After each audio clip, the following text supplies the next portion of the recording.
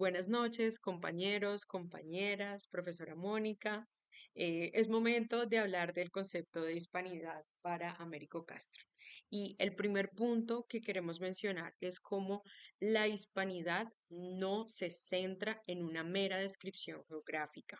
Para Américo Castro es súper importante reconocer que la hispanidad está directamente conectada con la profundidad y la extensión de la historia y de la historia de la colonización, de la historia de cómo se expande el español. Entonces hay una influencia de diferentes pueblos que se va a reconocer dentro de la hispanidad. Entonces, para Américo Castro.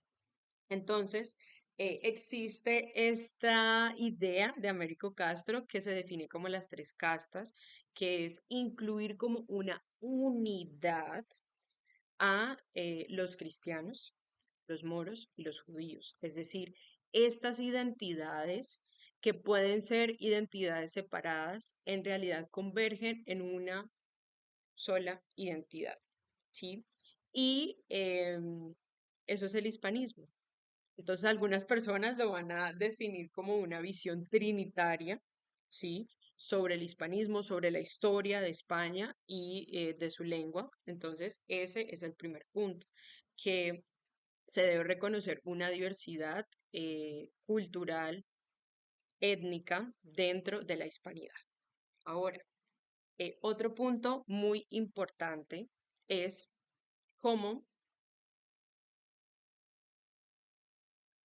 el concepto de hispanidad, como lo mencionaba al inicio, está muy conectado con la historia y la historia de España. Y voy aquí a compartir una cita. La historia de España no podía ser entendida dentro del marco de la Europa occidental. Es decir, se necesita explorar y descubrir un poco qué está sucediendo, qué sucedió dentro de las tierras en América que va a definir cuál es la historia de España, pero también cuál es la identidad hispánica. Entonces, em, algunas personas, algunos autores y algunas referencias que nosotros encontramos van a explicar que el concepto de hispanidad en realidad lo descubre Américo Castro en las tierras de América. ¿Sí? ¿Por qué? Porque este autor pasó por diferentes procesos políticos, uno de esos siendo el exilio, dentro de la Guerra Civil Española. Entonces, Américo Castro va a ser obligado a salir de España, esto porque sale en la radio una noticia sobre su fusilamiento. Entonces, él escapa de España y se dirige para esta época de la Guerra Civil en 1900, entre 1936 y 1939 se dirige a España. Antes de este exilio, antes de que se declarara ese fusilamiento, visita Argentina. Y aquí es muy importante porque aquí es donde empieza a descubrir ese concepto de hispanidad. ¿Cuál es la realidad americana? Hablando de norte y de sur, porque también Américo viajó y estudió y trabajó en Estados Unidos, en diferentes ciudades en Estados Unidos. Entonces, esa realidad y esa identidad en las diferentes partes de América la va a descubrir con sus viajes como conferencista, como filólogo, como historiador y como investigador. Pero estos viajes que son a Argentina en 1923, posteriormente a Chile y en 1924 viaja a Estados Unidos, luego regresa a España, sucede la Guerra Civil Española, tiene este proceso del exilio, de tener que escapar, y va a Francia y regresa a Argentina. En ese paso, nuevamente de Argentina se refugia en Buenos Aires y aquí empieza a surgir también un poco una discusión sobre el ser americano. Esto porque para los argentinos específicamente, ya mencionaba, llega a Argentina, es muy importante tener una lengua nacional o tener una identidad nacional. Y él se hace esa pregunta, ¿por qué desean ciertos argentinos una lengua nacional? Ahí estoy citando. Y es también una crítica a por qué tener una lengua nacional cuando tenemos una historia tan profunda que nos ha llevado a compartir una misma lengua.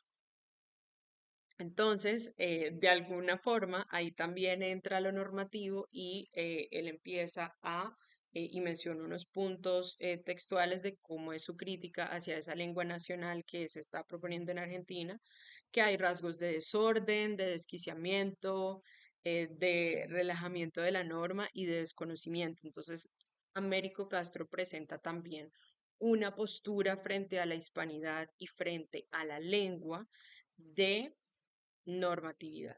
Es importante mantener la lengua, pero esta lengua en realidad está muy conectada con toda la historia y con todos los que han pertenecido a la historia de cómo se expandió. Entonces, hay ahí unas discusiones con Borges, por ejemplo, sobre por qué defender o no, porque Borges va a responder por qué debo defender la lengua nacional en Argentina. Así que entre estos viajes vamos a reconocer como importante el descubrir el pasado histórico y, cito, la heterogeneidad espacial y humana del continente americano, pero también de la influencia de España en este continente e incluso en otros continentes. Ahora bien, en este concepto de la unidad identitaria dentro de la diversidad, em, tomamos una parte de uno de sus textos para también un poco compartir esa visión, otra vez en palabras de él, que siento que es muy importante, por eso estaba haciendo citaciones de este autor.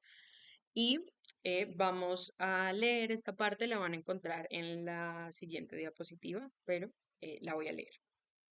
Tomando como criterio de juicio histórico el pragmatismo instrumentalista del siglo último, el pasado ibérico consistiría en una serie de errores políticos y económicos cuyos resultados fueron el fracaso y la decadencia, a los que escaparon otros pueblos europeos, libres de la exaltación bélico-religiosa y del personalismo estático y señorial. Las maravillas logradas gracias a la estructura hispana de vida se admiran sin regateo cuando su perfección alcanza límites extremos y cuando no rozan la incapacidad de comprender la vanidad o el interés de otros países más poderosos. No se reconocerá espontáneamente, por ejemplo, que la Ciudad de México y algunas otras de Hispanoamérica eran las más bellas del continente en cuanto a su prodigiosa arquitectura, pues esto obligaría a admitir que la dominación española no fue una mera explotación colonial. La deleitosa sorpresa del barón de Humboldt hacia 1800 no ha pasado a los libros o a las conversaciones de nuestros contemporáneos. Lo impide la conciencia de superioridad en los angloamericanos y el resentimiento de la mayoría de los hispanoamericanos que hallan en el pasado colonial una fácil excusa para su presente debilidad social y técnica. Lo impide, además, la inconsciencia en que España ha vivido respecto de sí misma y de su pasado. Voy a hacer esa pausa ahí porque en esta citación lo que queremos mostrar es cómo él también discute mucho este concepto de superioridad y de inferioridad y de cómo nuestra historia nos ha llevado a establecer todas estas diferentes posturas y quizás a tomar ese pasado y esa herida de la que hablaba la profesora en la sesión pasada como parte de qué manera nos vamos nosotros a identificar hoy y cómo va a ser el hispanismo para nosotros hoy. Es una herida y es un dolor que seguimos cargando desde la colonización o hace parte también de un proceso difícil que tuvimos, pero de reconocer también la belleza que hay dentro de haber recibido esta lengua con mucho dolor y con muchas muertes, pero haberla transformado dentro de cada país. Entonces, se discute mucho este concepto de inferioridad y de superioridad y de decir, hay algunas personas que se van a considerar superiores, dominantes de la lengua de prestigio, y vamos a hacer una separación y vamos a polarizar eh, nuestra sociedad diciendo, no, estas personas no están pues siguiendo la norma lingüística. Entonces, esto, y voy a cerrar con este último comentario, refiere mucho al concepto de hispanidad como algo político. Y es que para Américo Castro también hay una esencia política de la identidad de la hispanidad.